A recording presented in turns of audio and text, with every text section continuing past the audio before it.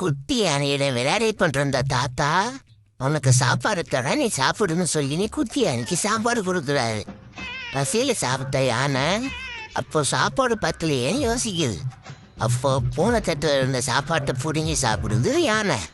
அதுக்கு பூனை உன் கொண்டாலும் காலி ஏன் கொண்டாலும் காலி, என்ன பசியிலே போட்ட முடிஞ்சிடும் என் சோழி அப்படின்னு சொல்லுது. இதை பார்த்த தாத்தா யானைக்கு பசி அடங்கல போல என யோசிக்கிறார். யானைக்கு என்ன கொடுக்கலாம் என யோசித்த தாத்தா ஒரு பெரிய வாழை மரத்தை வெட்டி கொண்டு வந்து யானைக்கு போடுறாரு. பூனைக்கு பால் ஊற்றி கொடுக்குறாரு. யானையை பழிவாங்கன்னு நினைச்ச பூனையோட கதகளி ஆட்டத்தை அடுத்த வீடியோல வருது. சப்ஸ்கிரைப் பண்ணி வச்சு பாருங்க. பாய்.